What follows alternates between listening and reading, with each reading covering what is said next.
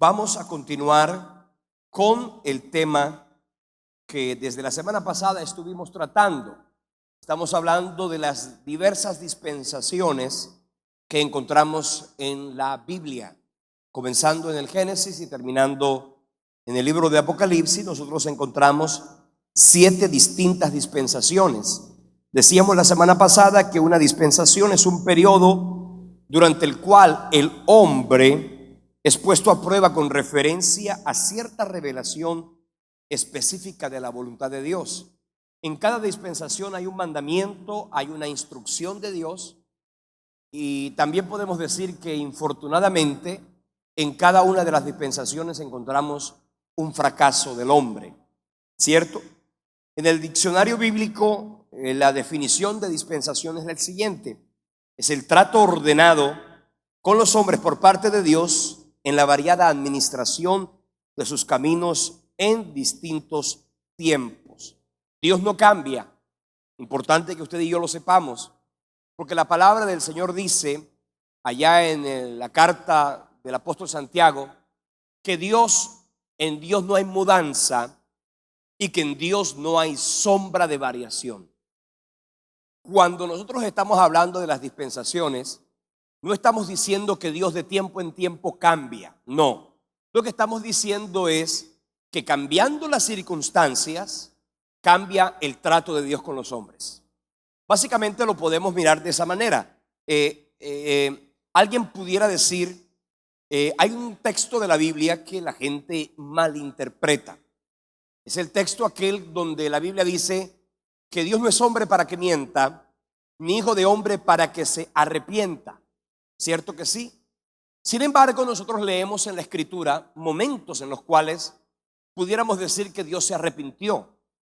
Cuando vemos estas circunstancias en la Escritura, obviamente que usted dice, bueno, allí encuentro una contradicción.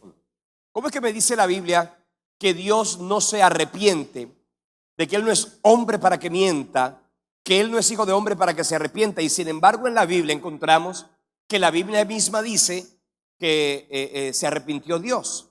En momentos en que usted debe leer la Biblia, deben comprender, por ejemplo, que no siempre en el idioma español arrepentimiento de pronto tiene la misma connotación. Cuando Dios creó al hombre, en el capítulo 6 del libro de Génesis, dice la Biblia que se arrepintió Dios de haber hecho al hombre. Básicamente el texto hebreo o la palabra hebrea que se utiliza allí es: y le dolió a Dios haber hecho al hombre. No quiere decir que Dios se arrepintió de haber hecho al hombre, porque pues obviamente Dios no se arrepintió. Si antes de la fundación del mundo, la caída del Edén, la caída de Adán y Eva no sorprendieron en absoluto a Dios. De hecho, si usted lee la Biblia, dice la Escritura que Cristo, el Cordero inmolado, se ofreció aún antes de la fundación del mundo. Por lo tanto, esa interpretación no solamente es incorrecta, sino que no es adecuada. Ahora, cuando leemos la Biblia y encontramos esos pasajes, esas expresiones, por ejemplo, cuando dice que Dios no es hombre para que mienta, ni hijo de hombre para que se arrepienta, lo que la Biblia está diciendo es que Dios no cambia. Es decir, no es un Dios que promete y después dice, ¿sabes qué? Mejor no. Eso es lo que básicamente la Biblia está diciendo, que nosotros podemos tener confianza en sus promesas, que podemos tener seguridad en su palabra, que podemos saber que la palabra de Dios es sobrenatural, poderosa, que a través de la palabra Dios promete y obviamente Dios cumple a través de la misma.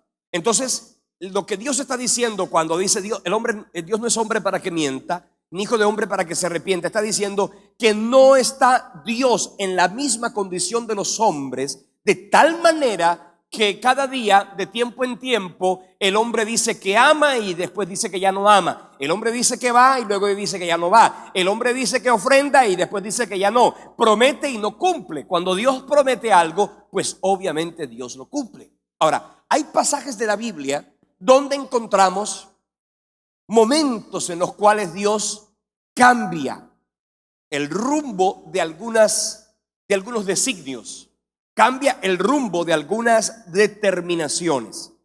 Pues obviamente, cuando estamos diciendo que Dios no cambia, estamos diciendo de que Dios en su naturaleza no cambia. que Dios es bondadoso, que Dios es misericordioso. Los dones, los atributos de Dios no son variables, no son cambiantes. Los atributos de Dios son perfectamente incólumes. Ahora, cuando el hombre cambia, cuando el hombre se arrepiente, pues obviamente, ¿qué hace Dios? Como consecuencia al arrepentimiento del hombre, pues Dios, sin lugar a dudas, tiene otro propósito con el hombre. Si en el caso de Jonás, básicamente Dios le dice: ve a Nínive y predica que vendrá sobre esta nación. Si no se arrepienten, vendrá sobre esta nación un castigo muy severo. El profeta sabía que Dios es misericordioso, lento para la ira, grande en misericordia, y por eso la palabra dice que Jonás decidió irse a otra provincia y básicamente lo que hizo Jonás fue tratar de aislarse de lo que él sabía que podía ocurrir, porque Jonás conocía el carácter de Dios. Ahora, si el pueblo se arrepentía, Dios lo perdonaba. Pero no quiere decir que Dios se arrepiente en ese sentido. ¿Por qué? Porque cambiando las circunstancias, Dios tiene un trato diferente. Cuando nosotros estamos leyendo el concepto de las dispensaciones, debemos entender que de acuerdo a cada dispensación, Dios tiene un trato para con el hombre. El hombre cumple, Dios pues obviamente establece un propósito con ese cumplimiento. El hombre falla, Dios establece un propósito para el hombre fallido. Eso es lo que leemos nosotros en el concepto de la dispensación. La primera dispensación que leíamos nosotros y que miramos la semana pasada es la dispensación de la inocencia. ¿Ok? Ya en relación a ella hablamos que comenzó desde la creación del hombre. Comenzamos en la inocencia desde la creación de los cielos y la tierra, pero más específicamente con la creación del hombre hasta la caída del hombre. En ese sentido encontramos que la consecuencia de la caída fue la expulsión del hombre del paraíso y la consecuente muerte producto del pecado. Luego llega otra dispensación, la dispensación de la inocencia. Después de la inocencia viene la dispensación de la conciencia. El hombre, Dios le entregó una responsabilidad, y es que ahora, sabiendo que era lo bueno y que era lo malo, el hombre tenía que hacer lo correcto. Sin embargo, la Biblia dice que la tierra se llenó de maldad, y no hubo una maldad más fuerte como la que hubo en ese periodo, y fue cuando Dios decidió terminar la tierra con un diluvio. Y el diluvio, por supuesto, devastó la humanidad entera, excepto 8 personas. Noé con su esposa y sus 3 hijos con sus respectivas esposas, y todos los animales que ya sabemos. Después de eso vino la dispensación del gobierno humano. En la dispensación del gobierno humano, en la dispensación de la inocencia, el protagonista es Adán. En la dispensación de la conciencia, el género humano es el protagonista, pero allá se apareció un hombre llamado Enoc. Luego viene, y por supuesto en Noé. Luego viene la dispensación del gobierno humano. Allí pudiéramos decir que en esta dispensación Dios le da al hombre la responsabilidad de gobernarse, ¿cierto? Y el hombre, ¿qué hizo? Se autogobernó y comenzó a gobernarse a sí mismo, dejando de lado la autoridad, el gobierno y el propósito de Dios. Y por eso termina esa dispensación del gobierno humano con la Torre de Babel y la dispersión del pueblo y de la nación o del pueblo que existía por todas las naciones de la tierra. Luego llega otra dispensación, que es la dispensación de la promesa. La semana pasada nosotros hablamos bastante de la dispensación del gobierno humano, ¿cierto que sí? Creo que llegamos hasta allí. No hablamos de la dispensación de la promesa, ¿cierto que no? Bueno, vamos a hablar esta noche de la dispensación de la promesa.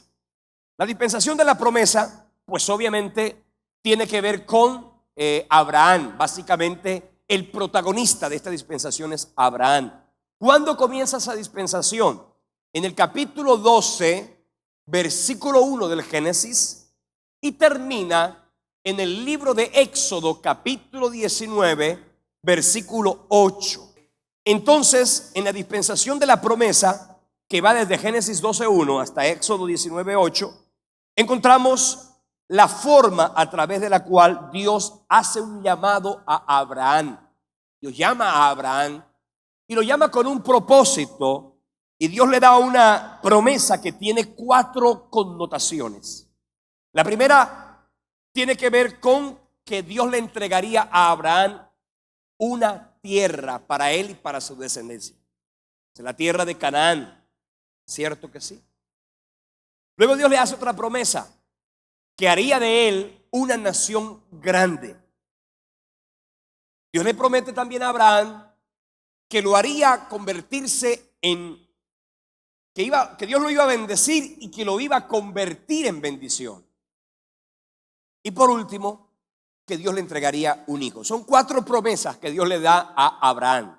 La primera, que Dios le entregaría una tierra. Segundo, que haría de esa nación, de su descendencia, haría una nación grande. La tercera promesa que Dios le da a Abraham es que le bendeciría y le convertiría en bendición. Esto me gusta mucho porque te bendeciré y serás bendición. La gran mayoría de las personas que hay sobre la tierra solo quieren ser bendecidas.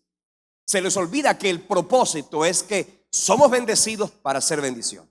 Si usted tiene una bendición y usted no bendice con esa bendición a otro, esa bendición está incompleta. La bendición que tú tienes, sea dones, talentos, habilidades, recursos, ministerios, lo que fuere, cada una de esas bendiciones Dios te la da para que tú seas bendecido, pero también para que a través de ella tú bendigas a otros. Luego Dios le dice y le da una promesa, y esa promesa es la que le daría un hijo, siendo obviamente claro que Abraham no tuvo problemas para engendrar. La que tuvo problemas para concebir fue Sara, ¿cierto? Sara durante su adolescencia, juventud, edad adulta, no pudo tener hijos, ¿ok? Sara era estéril, ¿ok? Y además de que Sara era estéril, se estaba volviendo vieja. Ya habían 2 problemas. Era estéril, lo cual dice que cuando estaba joven no pudo, ahora cuando está vieja, peor. Pues Dios le da una promesa a Abraham. La mayor de todas las promesas es que Dios bendeciría su simiente.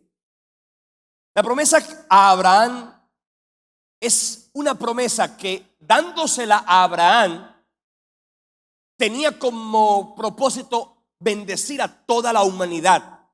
Acuérdense que así como Adán en el huerto del Edén representaba a toda la humanidad, Abraham, cuando recibió la promesa, también estaba representando a toda la humanidad. Por eso es que la caída de Adán repercutió sobre toda la humanidad, y la promesa de Dios dada a Abraham abarca a toda la humanidad. Acuérdense que el pueblo de Israel solo nació con su nieto Jacob. Abraham no fue judío, ¿ok? Abraham, se puede decir, y es importante que usted lo sepa, que en la Biblia hay solo 2 pueblos: el pueblo de Israel o el pueblo judío y los gentiles. Gentiles es todo aquel que no es judío. Así que Abraham era un gentil, como tú y yo somos gentiles. Entonces, cuando Dios le dio la promesa a Abraham, le dijo que le bendeciría. Esa promesa tendría repercusión, pues obviamente para su descendencia inmediata, pero siendo él un gentil, la promesa de bendición iba a repercutir sobre toda la humanidad. Entonces, cuando nosotros hablamos de la bendición que Dios le prometió a Abraham, es importante que nosotros sepamos que la bendición que Dios le prometió a Abraham, literalmente, proféticamente hablando, estamos refiriéndonos a la persona de Jesucristo. Abraham, en el capítulo 22 del libro del Génesis, en el capítulo 16, versículo 16 y 17, el Señor le dice a Abraham: por mí mismo he jurado, diciendo Jehová, por cuanto has hecho esto y no me has rehusado tu hijo, tu único hijo, de cierto te bendeciré y multiplicaré tu descendencia como las estrellas del cielo y como la arena que está a la orilla del mar. Y tu descendencia poseerá las puertas de tus enemigos. Eso lo encontramos en el capítulo 22 del libro de Génesis. En el capítulo 22, versículo 18 de ese mismo libro, dice la Biblia: en tu simiente serán benditas todas las naciones de la tierra, por cuanto obedeciste a mi voz. Permítame decirle algo. Cuando ustedes ven a Abraham en el acto profético maravilloso, en el acto de obediencia glorioso a través del cual Abraham dice, cuando Dios le pide a su hijo, Abraham dice a los que estaban con él, quédense aquí, entre tanto que el muchacho y yo, hablando de su hijo Isaac, subiremos al monte, adoraremos y luego volveremos. Fíjense que Dios le había dicho que lo sacrificara. O sea que ahí estaba maravillosamente. Usted no se puede olvidar que para interpretar el Antiguo Testamento, usted no puede interpretar el Antiguo Testamento sin tener en cuenta la persona de Jesucristo. Dios le dice que suba al monte a sacrificar a su hijo. Abraham sube. Y fíjense que una de las razones por las cuales Abraham no le rehusó a Dios sacrificar a su hijo, porque una de las cosas que leemos más adelante en el libro, en la carta a los Hebreos, es que Abraham suponía no que Dios le iba a evitar sacrificarlo, sino que Dios lo iba a resucitar. Porque de hecho la Biblia dice que en sentido figurado, prácticamente eso fue lo que Dios hizo. Le devolvió a su hijo. Pero cuando Abraham va a entregar a su hijo, y el hijo pregunta, el hijo hace una pregunta: ¿dónde está ya está todo listo? Está el altar, está la leña, está el fuego, todo está listo. Y el hijo pregunta, Isaac pregunta: ¿dónde está el cordero para el holocausto? ¿Qué respondió Abraham? No te preocupes, Jehová se proveerá de cordero para el holocausto. Quiere decir que allí, en esa respuesta de Abraham a su hijo Isaac, literalmente Abraham estaba profetizando al Mesías. Cuando él dice Jehová se proveerá de cordero para el holocausto, estaba diciendo el mismo Dios entregará el cordero que satisfará de manera completa, absoluta y total el pecado de toda la humanidad. Si por eso Abraham le dice Jehová se proveerá de cordero para el holocausto. Ese cordero, pues indudablemente es ¿quién? Cristo. Y obviamente la Biblia dice que Abraham encontró a un cordero trabado por los cuernos en un zarzal, y ese fue el cordero que Abraham ofreció. Ese cordero, como también lo era Isaac, era tipo de la persona de Jesucristo. Yo le decía la semana pasada que Abraham fue un cristiano. Usted y yo somos cristianos porque conocemos a Cristo. Pero Abraham fue un cristiano. ¿Por qué usted me dice, Pastor Elio, que Abraham fue un cristiano? Porque Abraham, proféticamente hablando, miró a Cristo. En el capítulo 8 del libro de Juan, en el versículo 56, vamos a leer lo que dice Juan 8:56. Dice: Abraham vuestro padre se gozó de que había de ver mi día. Lo vio y se gozó. Fíjense que Jesucristo estaba diciendo: si ustedes no me conocen porque tienen la ley, pero Abraham antes de la ley ya sabía de mí. Jesucristo le estaba diciendo: señores, antes de que Abraham fuese, yo soy. De manera que eso es una manera maravillosa de demostrar que Cristo es preexistente, de que Cristo no existió cuando nació del vientre de María.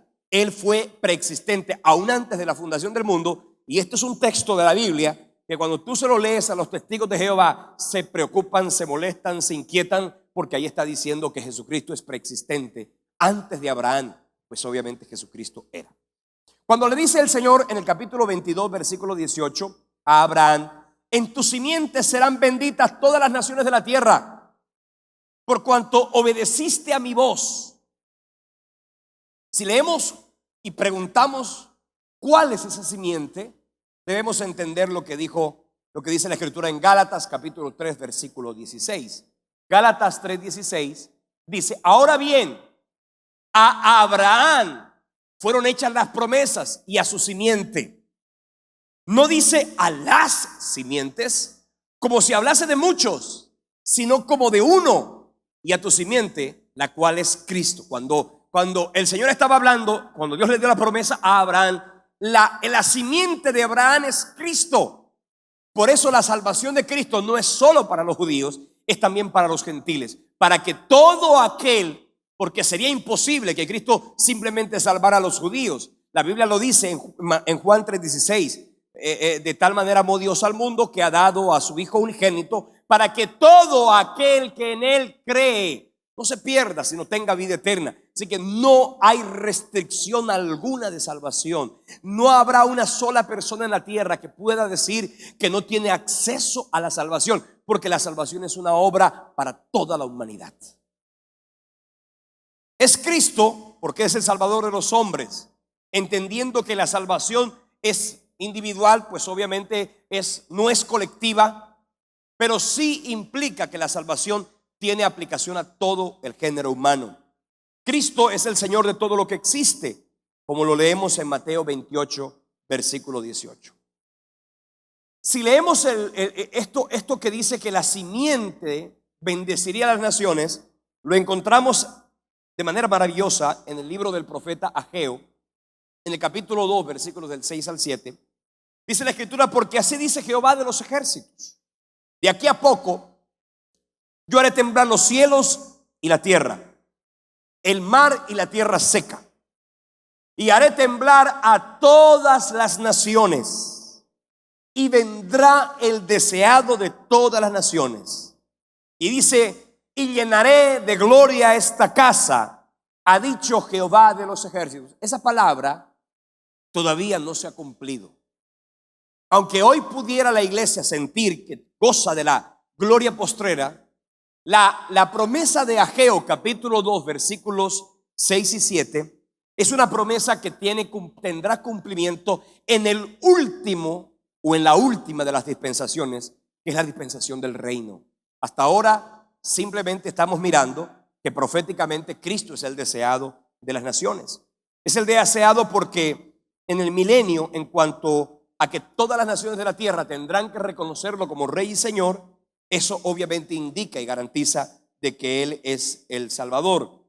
Pero antes de que venga ese glorioso día, tendremos que vivir lo que la Biblia llama y denomina el día de Jehová, que sería la etapa o el periodo de la tribulación que vivirá la tierra. Pues Dios le dio a Abraham varias promesas. Ya le decía, una de ellas es que Dios le entregaría una tierra.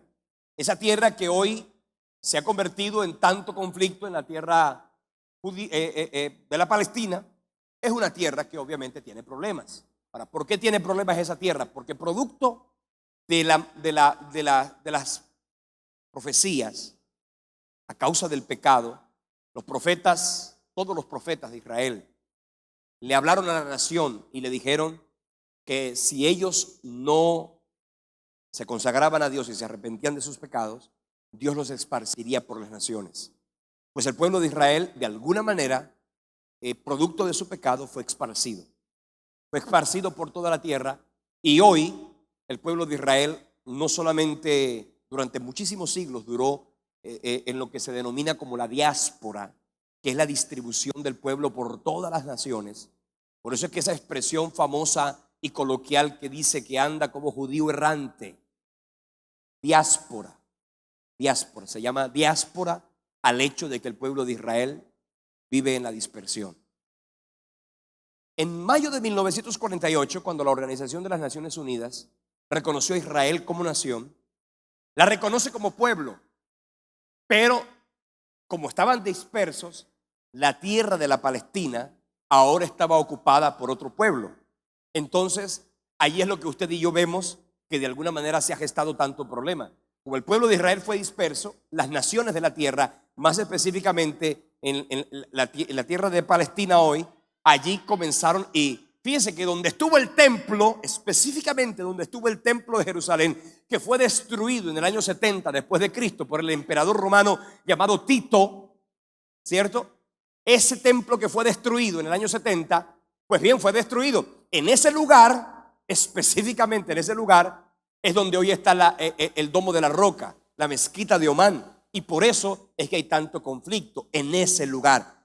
¿Cuál la profecía que dice? La profecía dice que un día ese templo, esa mezquita será eliminada, y allí será construido el nuevo templo. el templo que va a tener vigencia en la semana número 70, porque se tienen que reanudar los sacrificios y bueno, toda una cantidad de elementos que de alguna forma la Biblia y la profecía nos lo muestra. Pero el conflicto con la tierra de la Palestina es un conflicto que fue el resultado del pecado y de la falta de entrega a Dios.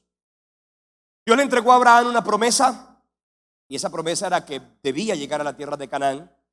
Sin embargo, Abraham falló o faltó a esa promesa, faltó a la ordenanza de Dios.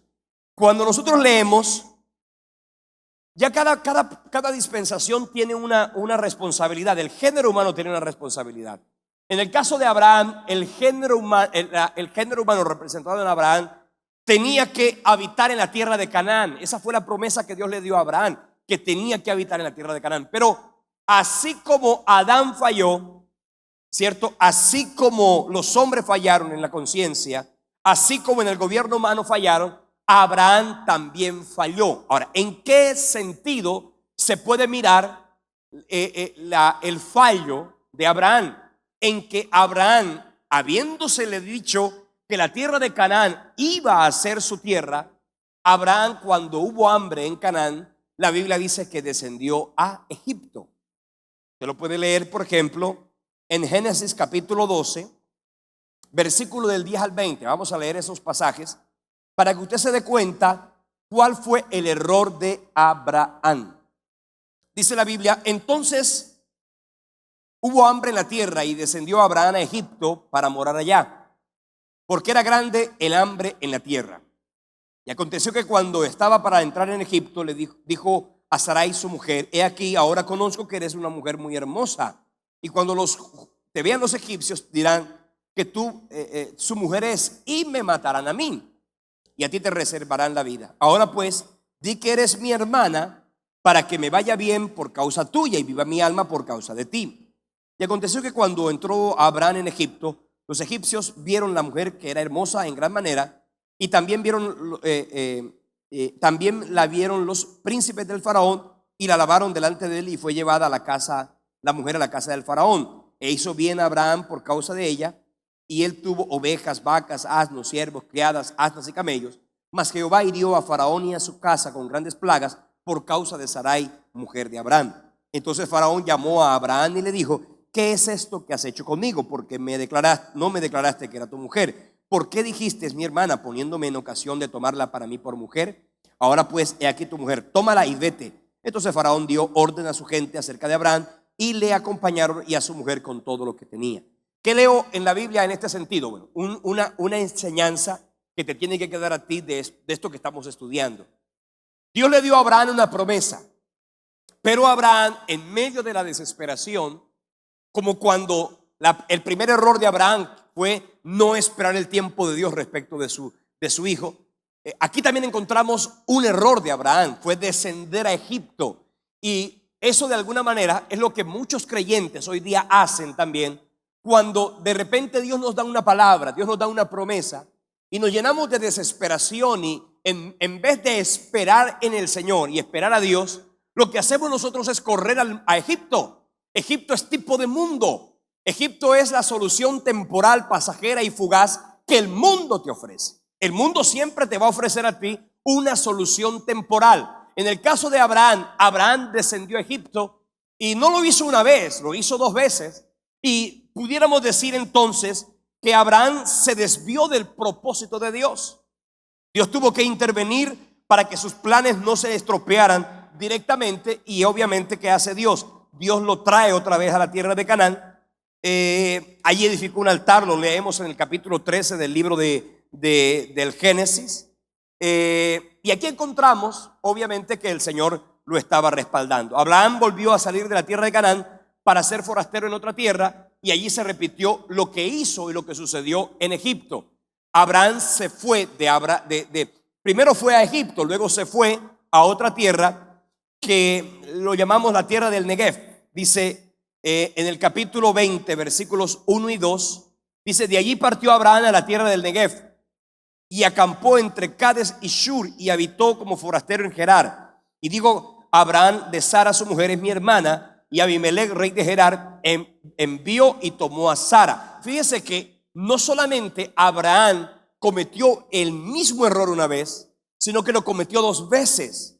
Peor aún, Abraham, por su pecado, ese pecado trascendió, y notamos que justamente lo mismo que hizo Abraham lo terminó haciendo su hijo Isaac respecto de su esposa. Entonces, ¿qué leemos en la palabra? Que Abraham volvió a poner en duda las promesas de Dios y comenzó a caminar por el camino fácil. Pregunta para ti en esta tarde: ¿Dios te ha dado promesas? Dios te ha dicho que no sé qué va a hacer contigo. Hay momentos en la vida donde de alguna manera la promesa de Dios llegó al corazón, pero en medio de la desesperación, porque la desesperación está ligada al corazón del hombre. A veces nosotros nos desesperamos y a veces ¿qué hacemos? Corremos a otra fuente de soluciones, o simplemente nosotros mismos queremos ser la solución de nuestro problema, y eso lo que va a hacer, sin lugar a dudas, es agravar la situación.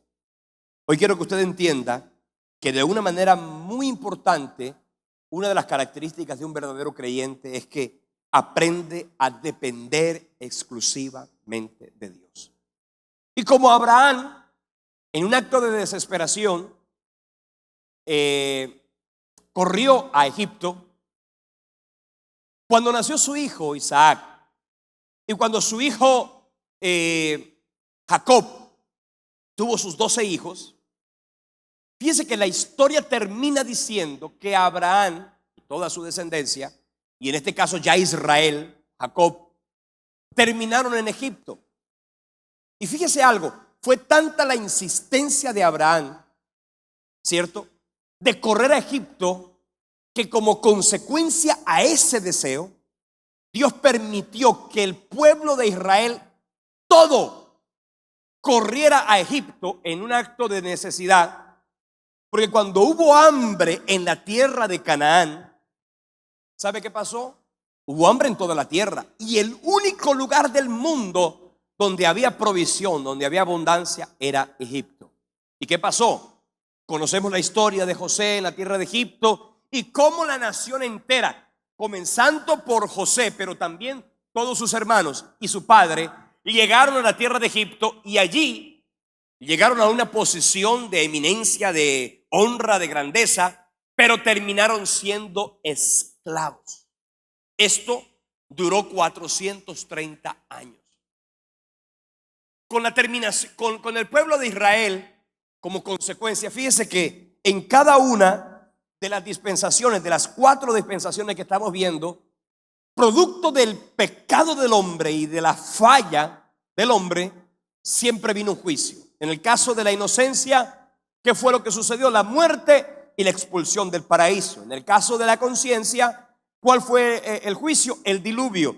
En el caso del gobierno humano, ¿cuál fue el juicio? La confusión y la dispersión por toda la tierra. En el caso de la promesa, ¿cuál fue entonces el castigo divino? La cautividad, la esclavitud del pueblo de Israel en Egipto. Ahí lo leemos. En ese momento, cuando el pueblo de Israel estaba en Canaán, apareció otro personaje que fue el transicional entre la dispensación de la promesa y la dispensación de la ley. Y ese personaje es ¿quién? Moisés. Moisés, al igual que Isaac, por ejemplo, es tipo de Cristo.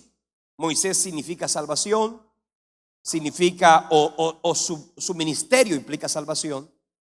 Él encontramos, por ejemplo, en la Biblia que en la dispensación de la promesa es cuando Dios establece, y escúcheme algo, siempre, siempre, siempre, en cada una de las dispensaciones, cuando nosotros hablamos de la ley, cuando ya entra en vigencia la dispensación de la ley, me voy a adelantar un poquito para hablar de la dispensación de la ley.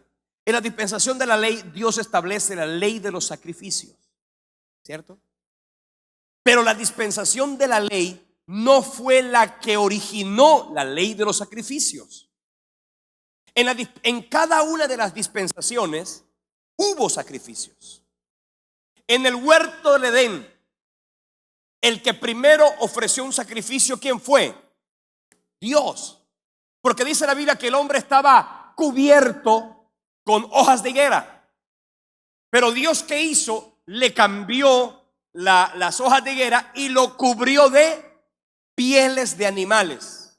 Lo cual quiere decir que el primer sacrificio, o sea, a un animal no le quitan la piel así nomás, tiene que matarlo. Así que el Señor estableció el primer sacrificio. En el caso de Noé, Dios estableció un sacrificio. En el caso de Enoc también se establecieron este tipo de elementos. Y por supuesto, en la dispensación de la promesa, Dios estableció los sacrificios como una evidencia profética de que vendría luego una ley que establecería la ceremonia de purificación para todo el pueblo. En la dispensación de la promesa terminó de manera temeraria, donde en el Sinaí. Israel, en aquella oportunidad, cuando Dios le da la ley, aceptó ser el pueblo de Dios. En Éxodo capítulo 19, versículos del 4 al 8, dice la Biblia que Moisés subió a Dios y Jehová lo llamó desde el monte diciendo: así dirás a la casa de Jacob y anunciarás a los hijos de Israel: vosotros visteis lo que hice a los egipcios y cómo os tomé sobre alas de águilas y os he traído a mí. Ahora pues, si diereis oído a mi voz y guardareis mi pacto, vosotros seréis mi especial tesoro sobre todos los pueblos, porque mía es toda la tierra. Y vosotros me seréis un reino de sacerdotes y gente santa. Estas son las palabras que le dirás a los hijos de Israel. Entonces vino Moisés y llamó a los ancianos del pueblo y expuso en presencia de ellos todas estas palabras que Jehová le había mandado. Y todo el pueblo respondió a una: todo lo que Jehová ha dicho haremos. Y Moisés refirió a Jehová las palabras al pueblo. En ese lugar, en el monte de Sinaí, con la entrega de la ley, se terminó la dispensación de la promesa y comenzó la dispensación de la ley. ¿Ok? Déjeme decirle, y vamos a hablar de la dispensación de la ley. La quinta dispensación que encontramos en la Biblia es la dispensación de la ley. Esta dispensación comenzó en el libro del Éxodo, capítulo 19, versículo 8, hasta Mateo, capítulo 27, versículo 35. Así que la dispensación de la ley comenzó en el monte de Sinaí y terminó ¿dónde? En el monte Calvario. ¿Está claro? Comenzó en el Sinaí y terminó en el Calvario. Esa es la dispensación de la ley. Esta dispensación de la ley comenzó con la temeraria respuesta de todo el pueblo de Israel de que harían todo lo que Jehová había dicho, como leímos en el Éxodo 19, versículo 8, y que obviamente hizo que el pueblo dijera a Dios: nosotros obedeceremos tu palabra, nosotros obedeceremos tu ley. La ley fue dada por Dios por medio de un mediador. El mediador de la ley, ¿quién fue? Moisés. La ley no fue dada para redimir al hombre, sino para hacerle entender su condición de pecador y de impío delante de Dios. Dios le dio la ley al hombre con unos estándares humanamente completamente inalcanzables, para llevar al hombre a que entendiera su incapacidad de poder alcanzar la justicia y ser justificado por sí mismo. Dios le dice a Abraham, a Moisés, le da la ley. La ley no es solamente los 10 mandamientos, porque los 10 mandamientos obviamente pudiéramos decirlo que resumen la ley. Pero la ley en pleno tenía más de 614 ordenanzas. Así que la ley, de alguna manera, el pueblo de Israel la recibió, ¿ok? El pueblo de Israel recibió la ley, pero la ley tenía como propósito ¿qué? Pues obviamente lo que quería la ley con aquello era hacerle sentir al hombre, como el pueblo dijo, todo lo que el Señor nos diga que hagamos, eso haremos. Entonces Dios le lanzó una ley rigurosa que tenía connotaciones desde todo ángulo, no solamente de la relación del hombre con el cielo, sino la relación del hombre con el suelo. Así que en la ley encontramos la relación del hombre con Dios y la relación del hombre con sus semejantes. Y ahí en la relación del hombre con Dios y con sus semejantes encontramos leyes de todo tipo, leyes ceremoniales o sacrificiales, leyes de salubridad, leyes militares, leyes económicas, leyes de relaciones internacionales y diplomáticas. Así que en la ley encontramos toda una significación profunda que de alguna manera el pueblo de Israel procuró cumplir a cabalidad. En la época que Cristo llegó, cuando Cristo llega a la tierra, Él llega en la dispensación de la ley, donde el hombre estaba procurando cumplir las ordenanzas que Dios había dado. Y por eso encontramos gente como por ejemplo los fariseos, los saduceos, gente que se quería regir de manera estricta por la ley. Pero esto obviamente no solamente era imposible, porque eso no fue posible jamás, sino que la ley y el cumplimiento del hombre respecto de la ley hizo que la nación entera comenzara a vivir una hipocresía. Fíjense que la característica de los fariseos, ¿cuál era? Era la hipocresía, ¿cierto? Porque públicamente, ante la vista de los demás, ellos pretendían decir que habían cumplido la ley, pero en el fondo de su corazón, la ley lo único que hacía era decirles: tú eres un farsante porque no estás cumpliendo lo que dices cumplir. El hombre comenzó a mirar la ley, porque la ley tiene dos sentidos. Los abogados saben que la ley tiene dos sentidos. Uno, la letra, y otro, el espíritu. Así que los judíos en aquella época se comenzaron a regir por la letra, obviando y teniendo de lado el espíritu de la ley. La promesa y la ley. Cuando leemos, por ejemplo, en Gálatas capítulo 3, versículo 13, el apóstol Pablo dijo: esto pues digo, el pacto previamente ratificado por Dios para con Cristo, la ley que vino 430 años después, no lo abroga para invalidar la promesa. La ley no invalidó ni cercenó la promesa que Dios le dio a Abraham, según lo que acabamos de leer en Gálatas 3:17, sino que fue un medio para que la promesa de Abraham llegase a cumplirse, ya que la ley nos preparó para que nosotros pudiéramos encontrarnos con Cristo. Leemos, por ejemplo, Gálatas capítulo 3, versículos del 24 en adelante.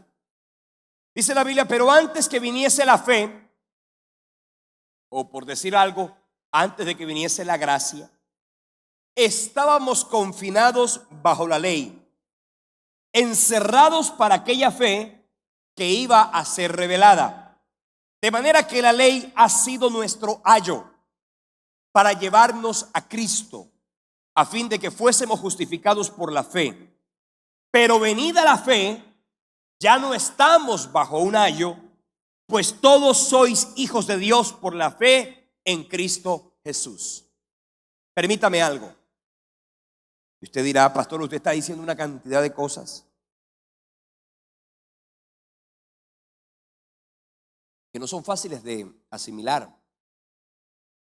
Pero yo lo único que quiero que usted tenga claro y que asimile hoy es lo siguiente: la ley fue expresamente dada para que el hombre reconociera su culpabilidad. La ley no fue dada para justificar al hombre. Cuando nosotros leemos en la Biblia, en Efesios capítulo 2, versículos 8 en adelante, específicamente cuando dice que la ley no es por obras para que nadie se gloríe, La salvación no es por obra, para que nadie se gloríe. Lo que Dios está diciendo allí es que no puede el hombre pretender justificarse delante de Dios con el cumplimiento de ciertas normas. Porque la salvación, como lo fue en el huerto del Edén, ¿cierto? Como lo fue con Noé, como lo fue con el pueblo de Israel, como lo fue con Cristo, siempre, siempre, siempre ha sido producto de la gracia de Dios, el regalo inmerecido. Dios le cubrió a Adán su desnudez, él se la cubrió en un acto de misericordia, ofreciendo un sacrificio, derramando sangre. Cuando la gente, por ejemplo, hace referencia al pasaje aquel, cuando se mira la ofrenda de Caín, la ofrenda de Abel, la gente comienza a decir, lo que pasa es que Dios miró con agrado la ofrenda de Abel, porque Abel la ofreció de todo corazón, mientras que Caín la ofreció de mala gana. La Biblia no dice que Caín ofreció la ofrenda de mala gana. Eso lo inferimos nosotros. ¿Por qué Dios miró con agrado la ofrenda de Abel? Porque la ofrenda de Abel incluía animales y por consecuencia sangre. ¿Qué tenía que hacer Caín? Caín tenía que vender el fruto de su tierra, comprar animales y ofrecer animales. Porque la sangre, dice la Biblia, y Dios lo había determinado desde el huerto del Edén, la sangre se iba a constituir en la redención sin derramamiento de sangre. Lo dijo Dios ya en el libro de Levíticos, pero que en el huerto del Edén ya era una realidad. Sin el derramamiento de sangre no hay remisión de pecado. ¿Cómo se le puede derramar la sangre a un pepino, a una lechuga? No se puede. De manera que eso fue lo que hizo que Dios mirara con agrado la ofrenda de Abel y mirara con desagrado la ofrenda de Caín. Si nosotros miramos el concepto de la ley entonces lo que procura es hacerle saber a usted que usted es un pecador, que por ningún motivo sus fuerzas humanas le permiten a usted cumplir con la ordenanza de Dios. La fe que es en Cristo Jesús es el cumplimiento total de la promesa que Dios le dio a Abraham y que ahora se cumple en ti y en mí. Entonces, entienda eso. La ley te mostró a ti y de esa manera, cuando y ahora usted está en la dispensación de la gracia, usted comienza a mirar la ley del Antiguo Testamento y comienza a leer Levíticos y comienza a leer Éxodo y comienza a leer Números y comienza a leer Deuteronomio. Usted de alguna manera comienza a decir, ay, ven acá, y esto no lo puedo comer, y esto no lo puedo hacer. Y hay mucha gente que entra en esa rigurosidad como que fuera el pueblo de Israel y como que estuviéramos en el huerto, en el Antiguo Testamento. Usted no ha escuchado a la gente, ay, no podemos comer camarón porque la Biblia dice que no se puede comer camarón. No podemos comer cerdo porque la Biblia dice que no se puede comer cerdo. No podemos, y una cantidad de cosas que están en la ley. Pero usted y yo debemos tenerlo claro. Hay cosas que están en la ley que eran para el pueblo de Israel, porque de lo contrario, entonces usted también tendría que cumplir rigurosamente el sábado como día de reposo y no el domingo, como usted y yo lo celebramos. ¿Por qué no tenemos la iglesia de Jesucristo tanta rigurosidad con las leyes del Antiguo Testamento? Pues que, importante lo sepamos, que el propósito de la ley era mostrarnos a Cristo. Si ya tú tienes a Cristo, pretender cumplir la ley del Antiguo Testamento no solamente es imposible, innecesario además. Diga conmigo, es imposible. Dígalo otra vez, es imposible. Diga también, es innecesario. Cuando usted se quiere ir al Antiguo Testamento y cumplir, ojo, es imposible que usted, porque seguramente usted cumplirá 5 de las 614, pero se olvidará de las demás. Pues es imposible cumplirlas. Ahora, es innecesario, ¿por qué? Porque el propósito de la ley era llevar al pueblo de Israel a encontrarse con Cristo. Tú y yo ya nos encontramos con Cristo. Así que no podemos comenzar. Y léase, por ejemplo, la carta del apóstol Pablo a los Gálatas. Y ahí usted va a decir, como dijo Pablo, óyeme, ¿por qué ahora hay tanta gente pretendiendo volverse judía? Ustedes han visto que hay personas en la ciudad de Barranquilla que usted los ve un día en la iglesia y cualquier día usted los ve, ahora se creen judíos, andan con la kipá, andan con el talí, andan con esto, y ahora es que nosotros somos el Israel espiritual, y comienza con una historia completamente. Pablo le decía a los Gálatas, eso es ser insensato, porque se puede comenzar con la ley y terminar con Cristo, pero es totalmente insensato comenzar con Cristo y pretender terminar en la ley. ¿Cierto? No se puede. Dos cosas importantes respecto de la ley. Primero, ya se lo dije, es imposible. Segundo, es innecesario. Romanos capítulo 4, versículo 13. Dice, porque no por la ley fue dada a Abraham o a su descendencia la promesa de que sería heredero del mundo, sino por la justicia de la fe. La ley, por tanto, cumplió su cometido independientemente de la promesa, porque la promesa en su máxima extensión es Cristo, y la meta final y definitiva de la ley era llevarnos a Cristo. Gálatas capítulo 3, versículo 24. Dice la Biblia, pero antes de que viniese la fe, estábamos confinados a la ley, encerrados en aquella fe que iba a ser revelada. De manera que la ley ha sido nuestro ayo que nos llevó a Cristo. Pero el hombre siempre ha pretendido querer tener la razón. El hombre siempre ha pretendido inclinarse y justificarse a sí mismo. Mira, los seres humanos, todos, nos hemos inclinado desde siempre a justificarnos a nosotros mismos. Nuestra mente natural, humana, cuando tú cometes un error, cuando cometes una falta, cuando cometes un delito, cuando cometes errores ante Dios, errores ante los hombres, faltas ante los hombres, faltas, delito, lo que sea, el ser humano siempre ha pretendido justificarse. Una característica natural. Pero importante que nosotros sepamos que, porque el hombre supo el bien y el mal en Génesis 3:5, pervertidamente el hombre se constituyó desde la caída en Dios de sí mismo. Y al decir que iba a saber el bien y el mal, en un sentido eso iba a significar que como iba a ser como Dios, iba a decidir lo que estaba bien y lo que estaba mal en función de sí mismo y de su entendimiento. Por eso es que los seres humanos, desde el huerto del Edén, nos hemos dado a dos cosas que son terribles. Primero, pretender justificar todos nuestros actos. Y segundo, juzgar los actos de los demás. Son dos características del género humano. Si usted es un ser humano, tendrá que saber que lo que yo estoy diciendo es verdad. Uno, justificarse de sus errores. Y dos, juzgar a todo el mundo. ¿Sí o no? ¿No es una característica propia del género humano? No hay nada peor que la autojustificación, porque la autojustificación es algo que obviamente te satisface solo a ti, pero tú no te puedes justificar ante tu propia conciencia. La verdadera justificación es la que está delante del trono de Dios, y delante del trono de Dios tus propias justificaciones no sirven de nada.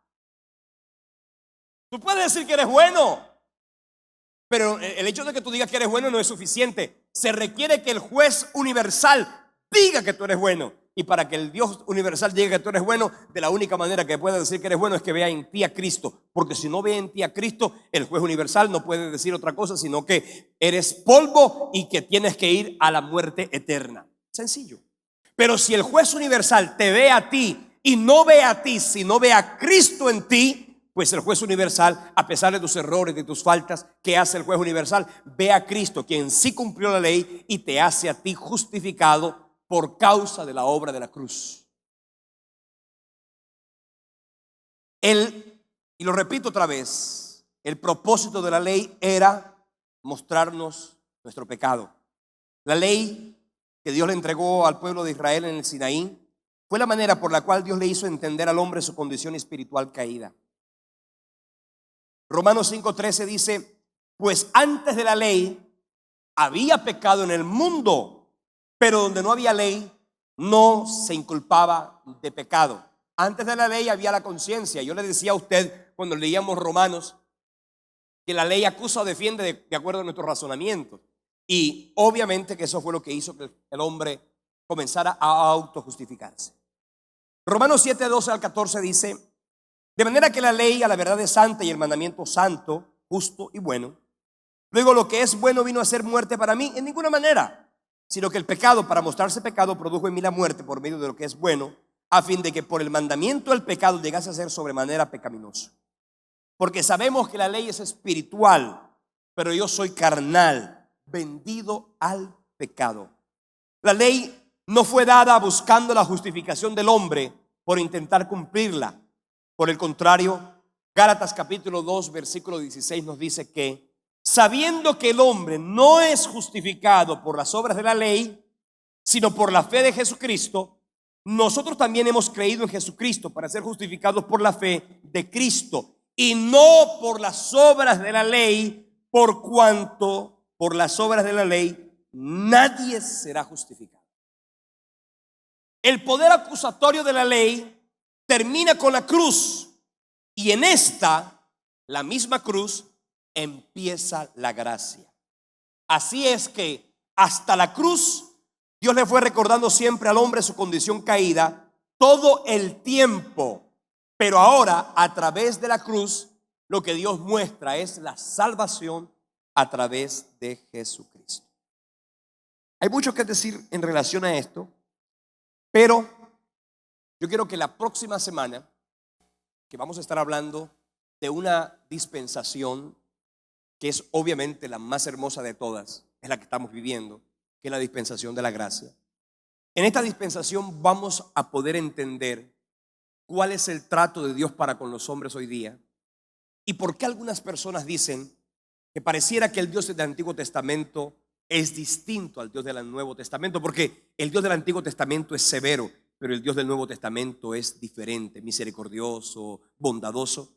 La próxima semana vamos a estudiar la dispensación de la gracia y ahí vamos a comprender qué cosas de la ley todavía tienen vigencia, qué cosas del Antiguo Testamento, qué cosas de la dispensación o de la ley misma tienen hoy todavía vigencia y qué cosas no. Eso será la próxima semana. Una persona puede cumplir todas las leyes o todos los enunciados de la ley, pero falta uno, ya se hace transgresor.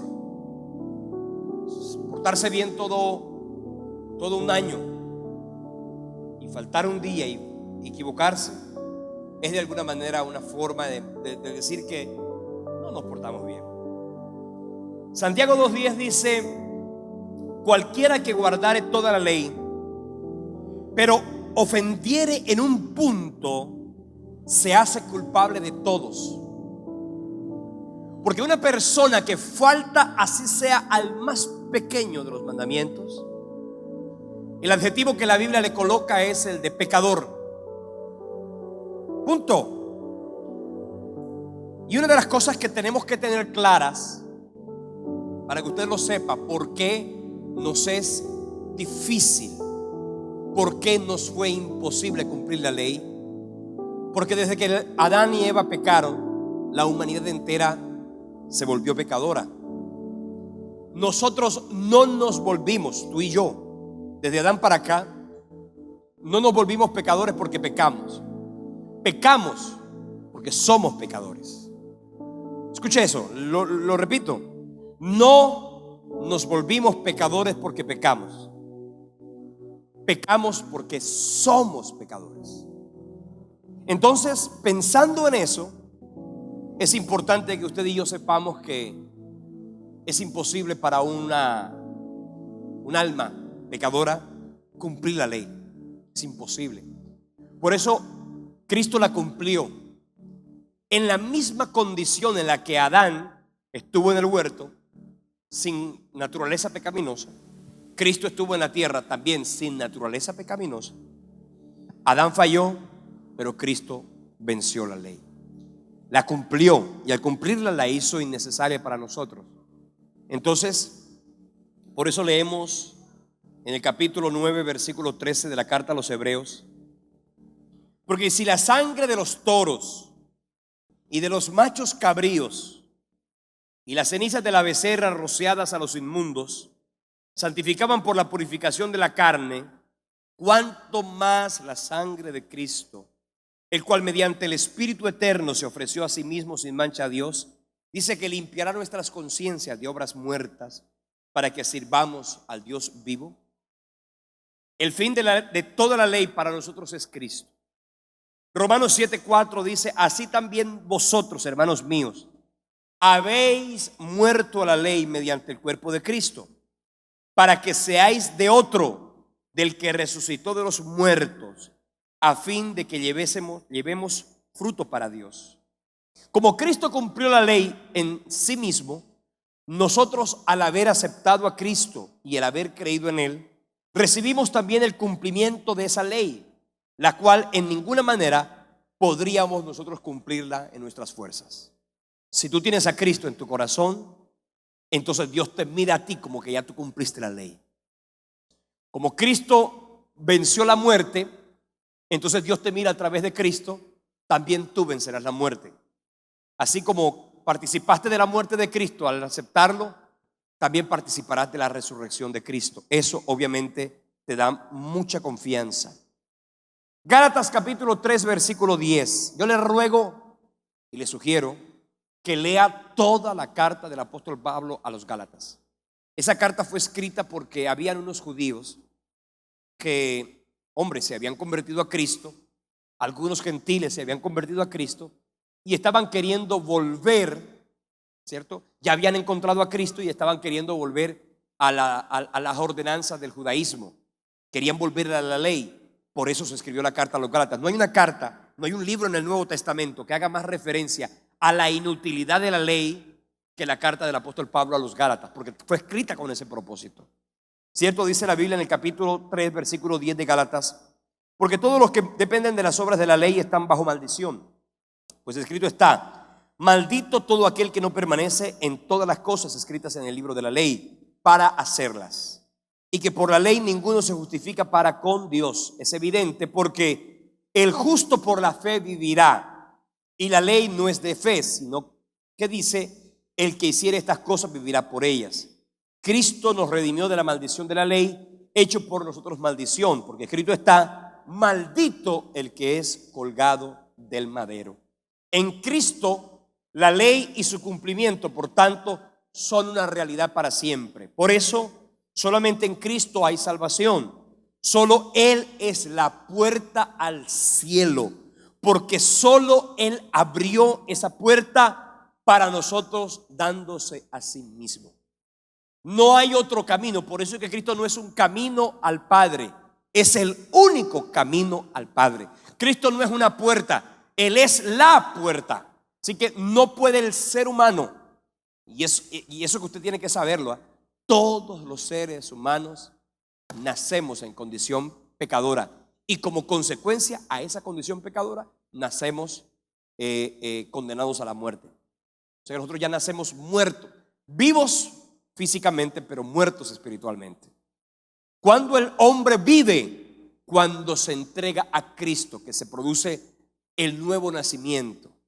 Pero todo ser humano, llámese niño, jovencito, adulto, viejo, que no tenga a Cristo, todo el que no tenga a Cristo, simplemente le podemos decir, es como que tuviera un virus infecto contagioso, mortal. Y si una persona tiene un virus infecto contagioso mortal, lo más lógico es que se va a morir, ¿cierto?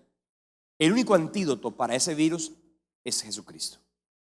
Si usted tiene a Cristo en su corazón, el virus se neutraliza. Si usted no tiene a Cristo en su corazón, obviamente que el virus está allí, tarde o temprano usted va a morir. ¿Cuánta gente está allá afuera? Si usted tuviera, por ejemplo, el antídoto contra el VIH, ¿cuánta gente no está infectada de VIH? Si usted tuviera el antídoto contra el cáncer, ¿cuánta gente no está contaminada con el cáncer? Si usted tiene el antídoto, ¿qué va a hacer usted con él? ¿Cierto? Si a usted no le costó nada, algunos dirán, bueno, vamos a hacer un negocio y vamos a venderla. Por eso usted tiene que saber que Cristo es el antídoto para todo ser humano. Si tú tienes el antídoto ¿cierto? Y tú no se lo compartes al que está allá afuera, ellos morirán por su maldad, sí, pero su sangre el Señor la demandará de tus manos. Y el Señor va a demandar de tus manos la sangre de tu familia, de tus amigos, de toda la gente cercana, porque Dios los puso a tu lado y te puso a ti al lado de ellos para que hagas algo, ¿no? No para que simplemente digas y vivas una religiosidad y vivas un evangelio vacío, vano, un evangelio egoísta, sino para que a través de la fe que Dios te ha regalado a ti, tú la puedas compartir con otros. Si tú no estás cumpliendo ese propósito, hermano, no solamente te estás volviendo una sal insípida y corrupta que no sirve para nada, sino para ser echada afuera y hollada por los hombres, sino que también llegará el día en que el Señor demandará de ti todo aquello que pudiste haber hecho por los hombres y no lo hiciste. ¿Está claro? Que tienes una responsabilidad. Si usted se va de aquí cargado, ay pastor, me voy cargado, pues gloria a Dios, porque el evangelio y el discipulado y el evangelismo es el resultado de un corazón primero agradecido y también un corazón que sabe la responsabilidad que tiene para compartir el poderoso mensaje de redención. Amén. Vamos a orar. Padre que estás en el cielo, gracias por esta noche. Gracias, Señor Dios, por habernos regalado la salvación de nuestra alma. Señor, gracias porque pagaste un precio incalculable. Gracias, Señor Jesucristo, porque nos redimiste de la maldición de la ley. Gracias, Señor Dios, porque lo que era imposible para los hombres, Dios enviando a su Hijo en semejanza de carne de pecado, Señor, nos redimió de la ley. Como dice Romanos capítulo 8, versículo 3, porque lo que era imposible para la ley, por cuanto era débil por la carne, Dios enviando a su Hijo en semejanza de carne de pecado y a causa del pecado, condenó al pecado de la carne para que la justicia de la ley se cumpliese en nosotros, que no andamos conforme a la carne, sino conforme al Espíritu. Señor, enséñanos a vivir agradecidos con esa obra perfecta de la cruz, pero también enséñanos, Dios, a compartir con el que hoy está en dolor y en necesidad tu mensaje de redención. Gracias por tu palabra y gracias por tu libertad. Gracias por habernos hecho libres, por habernos redimido, Señor. Danos y pon en nosotros el sentido de la responsabilidad. Danos la carga por el perdido, Señor. Danos la carga por el que sufre y llora. Danos la carga por el que no tiene una respuesta, que vive en sus delitos y pecados, oprimido, afligido, con dolores, temores, dudas, ansiedades. Pon en nosotros la carga para poderles llevar a ellos un mensaje de salvación. Incomódanos, Señor Jesucristo. Incomódanos de tal manera que no podamos sentir en nuestro corazón tranquilidad hasta que no ganemos a más y más para Cristo. Señor, gracias por tu palabra, gracias por tu amor y por habernos hecho partícipes de esta responsabilidad maravillosa que es la de llevar tu nombre a las naciones. En el nombre de Jesús de Nazaret, gracias te damos, Dios. Amén y amén.